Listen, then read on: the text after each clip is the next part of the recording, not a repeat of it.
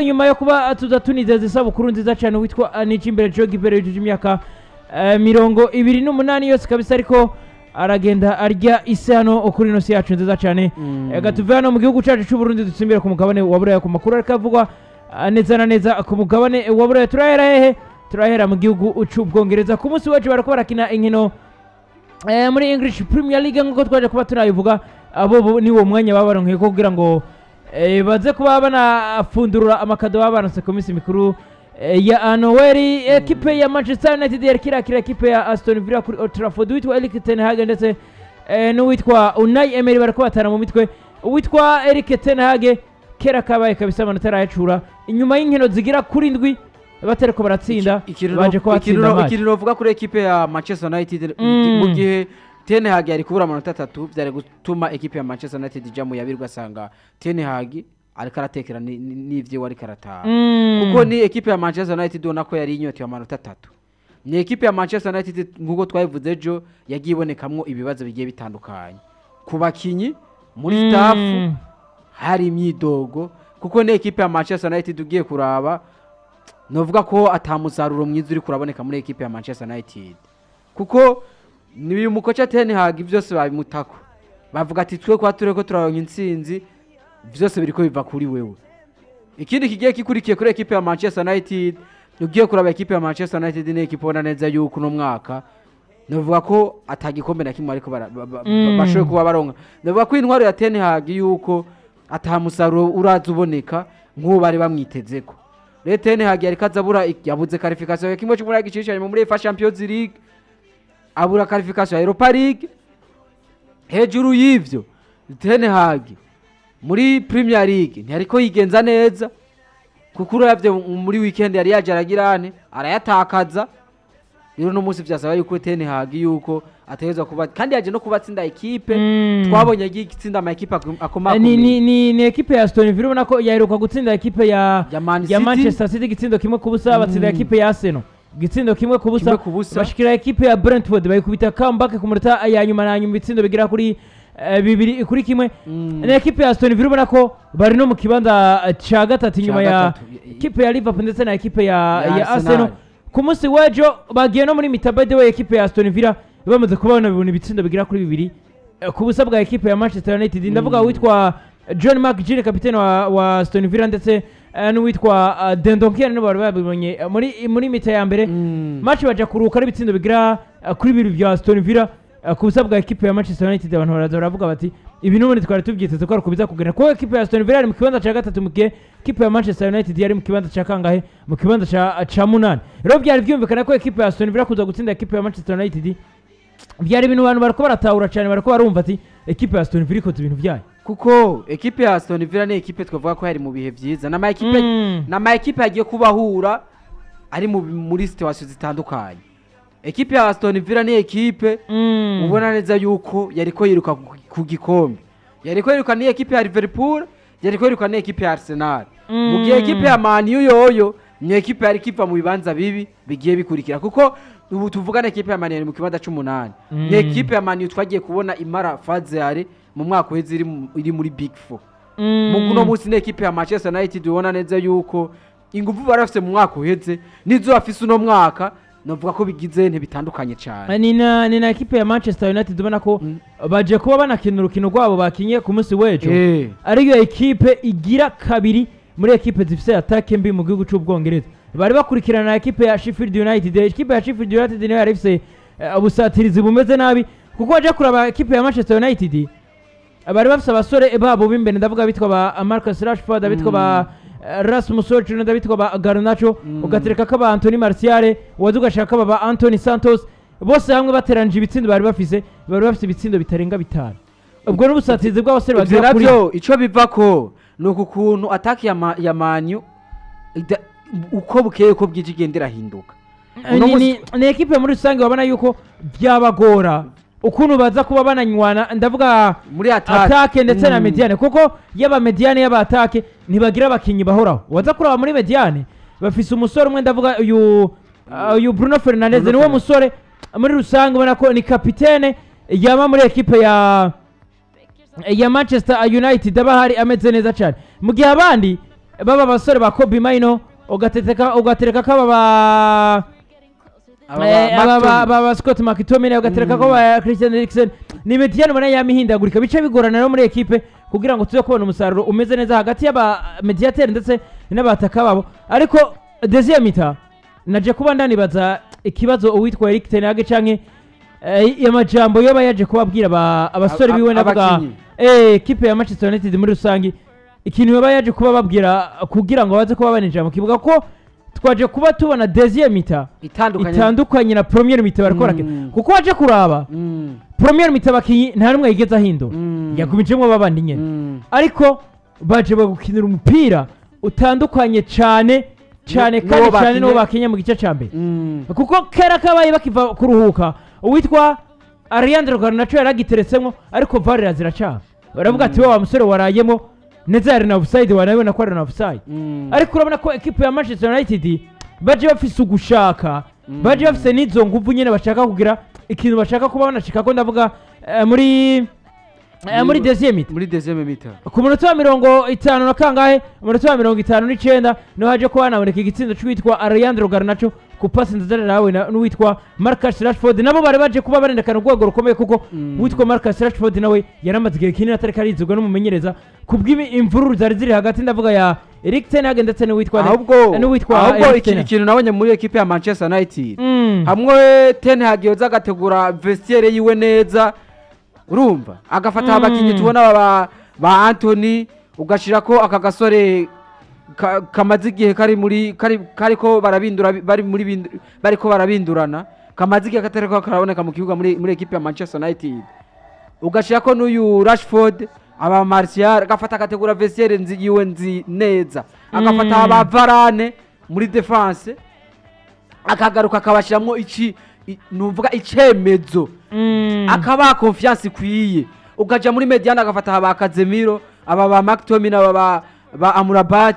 akabereka yuko equipe habamwo kuyitangira kugira equipe ya Manchester United tubone iva mu ibibazo irimo twabona equipe ya Manchester United ironka umusaruro mwiza kuko ugiye kuraba equipe ya Manchester United ukaraba amazina ifise kubwanje novuga ko atari amazina mabi ni equipe ya Manchester United ku munota 71 n'ubundi ku pasi nziza yarawe n'uwitwa Kobe Maino ku ruhande rw'iburyo n'uwitwa Ariandro Garnacho yaje kuba atereka mu gitsindo kigera kabiri yateye ishuti za kuba iba deviye n'umudefenseur ndavuga Diego Carlos wa equipe ya Aston Villa uri kuraraba uwitwa Emiliano Martinez yari yaje kuba anababera ibamba ariko byaje kuba binanka yuko aza kuba mu ibara witwa Ariandro Garnacho ari na kwitwa Ariandro Garnacho aza kuba aterekamwo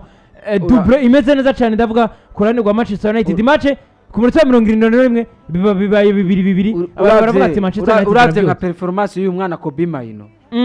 kuba ariko atanga umusaruro muri Manchester United nugira ngo nuko ari bindi bintu birebire nuko uyu ten Hag yamuhaye iki yamushizemwo mu mutima yamuhaye confiance avuga ati genda ukine ukine ivyuzi amuha umwanya ukwiye kwigaragaza hama umwana nawe akiri muto arazagirane araza vyitwaramwo neza rero niko vuga ati nuyugere naco bana ko ari kazagirane ari kazasinda amadouble novuga yuko mu gihe uyu ten Hag yokura haya makonflikt uko tugenda tubona girana nawe bakinya ba Varane ba Anthony tukabona aba ba Rashford aya makonflikt ahera akabereka objectif ya Manchester United ikintu Manchester United yoshikako akabereka vision equipe ya Man ikeneye gushikako tukabona equipe ya Manchester United iva muri rya bibanza vy'umunani tukabona equipe ya Manchester United iza muri Big Four banashima n'umwanya wo guhatanira igikombe uracahari kandi urakwiye ni Manchester United ubona ko nivyo baje banashamwe n'izo nguvu mu gice ca kabiri bamaze ko banaronka nivyo bitsindo bigera kuri 2 kipe ya Aston Villa nayo yagerageje kuvyura umutwe irakina kugira ngo nabo barondere ukuntu boza kuba banashamwe ibintu bitsindo kugira ngo batahukane intsinzi yo ku musi weje ariko biza kuba ivyimfamvuka kuko uwitwa Andre Onana ndetse na defense we bari bahagaze neza cyane bari bamaze kuba bananywana kandi nabo umutwe bari bamaze kuba banashiramo namwe yuko bashaka ivyo bitsindo nivyo byaje kuba bina bahanicizere ko bashobora kuba banashiramo n'ikindi baje kuba banataka nabo match yaje kuba inaryoha mu gice cya kabiri bayide kuko twaje kuba tubona equipe ya Manchester United iri kishiramo ingufu zikomeye aho byaje kuba n'abaviramwe igitsindo kigira gatatu cy'uwitwa Rasmus Højlund ku munota wa 82 kera kabaye imiliyoni 72 witwa Rasmus Højlund yaje kubanagurwa aza kuba nazijisifya igitsindo ciwe ca mbere muri Premier League vyanamuhaye n'ivyishimo bidasanzwe ko ni igitsindo ciwe ca mbere yaratsinze muri Premier League ndavuga Rasmus Højlund ariko cabaye n'igitsindo ca intsinzi kipe ya Manchester United amanota agera kuri 3 ikintu novuga uyu mukinyi nubwo yakuze amahera menshi regara ya merite me ikintu cyako cica abakinyi ba Manchester United novuga neza yuko hariho gutategura abakinyi mantarema ugiye kurana nimba premiere mitaba barangije Man U itsinzwe ibisindo bibiri hama deuxième mitaba bakaza karomontada si mikenyo sumukenyuro uyu Ten Hag yahinduye nanje nibyo naje kuba ndanibaza ndavuga nti eske Ten Hag yaje kuba babwira ibiki muri vestiaire atahura babwira ahubwo byari bitangaje uravye premier mitukuno bariko barakina ukaza kurabana deuxième mitukuno bariko baravyitwaramo waza kuba wibaza eske abasore ba Manchester United baje bari yiki muri deuxième ikintu yaje kuraba waza gusanga witwara Leandro Garnacho yafashe icemezo hagati mu kibuga waje kuraba witwa Bruno Fernandes na brassard yari yambaye waza ukavuga ati wow witwa Bruno Fernandes yafashe responsibility nka kapitene mu kibuga ikintu cabaye habayeho mu bwitange bw'abakinyi ubwo bwitange bw'abakinyi nabwo ikintu byatumye buhaba habayeho umukoca yagiye abategura neza bari muri vestiaire kugira bamenye ico baze kuba bakora muri mita ya kabiri kuko ugiye kuraba equipe ya Manchester United ukara match bagiye kuba bakina borabona neza yuko ari equipe iri kigaragaramo ibibazo ni equipe wana ko muri vestiaire bitameze neza mugabo ugiye kuraba ukuntu bakinye mita ya kabiri ku match ya Aston Villa ni equipe ya Manchester United ubona neza yuko vyanyibukije match bakinye na Liverpool ni equipe ya Manchester United yagitwere ku rukino rwiza kuri match ya Liverpool ku buryo tuvuga ati noneho Manchester United iragarutse tujigire tuze kubona equipe ya Manchester United tuyibone neza iza kuba itanga akazi kwa yandi ma equipe yo muri Premier League tuze kubona equipe ya Manchester United igirane iza kuba iza mu bibanza vyiza noneho no musi rero twereka Manchester United ko ari equipe ifise abakinyi beza ahubwo ko ibibazo vyayo vyari vyugariye ku mukoca kuba batari kwaronka umusaruro mwiza kuko nimba uyu Ten Hag yoza akabandanya kosora tutubaza turiko tugenda tubona muri Manchester United turashobora kubona equipe ya Manchester United igaruka mu bibanza vyiza vyo muri Premier League ni Manchester United ubona ko yagiye kubikina match yo ku munsi wejo bari bamaze match 19 muri Premier League kuko ku munsi wejo bariko bakira journée ya 19 rero bari bamaze match zigera kuri 19 aho yare statistiques za deuxième mi-temps batarashobora kuba banashiramwe n'igitsindo cabo bace kuba banabona ku munsi wejo bari bamaze kuba batsinda ibitsindo bitarenga 18 mu nkino 19 birumvikana yuko kuri buri match batsinda igitsindo kimwe mu gihe uri equipe nka Manchester United nabo ushaka kuba ugira byinshi ushikako bari bamaze gutsinda ibitsindo bitarenga 18 vyonyene mu gihe attack iyo yari ifisemo ibitsindo bingahe attack yari ifisemo ibitsindo bitarenga 5 vyonyene ikintu novuga aho attack nyuma ndiko ndakubwira attack n'abasore bagera kuri ndwi witwa Marcus Rashford witwa Leandro Garnacho witwa Rasmus Højlund Anthony Martial ugatereka ko bita Anthony Santos ugatereka ko uyu musore Martial ugatereka ko na nundi musore umwe ari mu bihano Facundo Perisri andiko kubwira barako barakinisha abitwa ba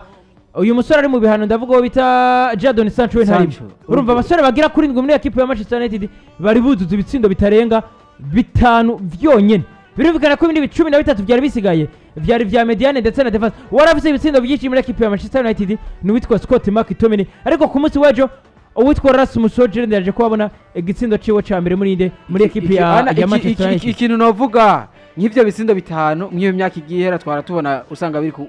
biri ku mutwe w'umuntu umwe biri nka Rashford ugasanga ubanye n'ubwiwe afise ibitsindo bitanu ku gatwe kiwe ukazona ivyo bitsindo bitanu biza guharurwa ku mitwe y'abantu indwi novuga ko cyari kibazo gikomeye muri equipe ya Manchester United ni na equipe tuzi ko ni equipe twavuga ko imenyereye kuba itwara ibi bikombe vya Premier League nubwo ageruka muri 2013 uno munsi wana equipe ya Manchester United ni equipe wana neza yuko abafana ba Man U baramaze igihe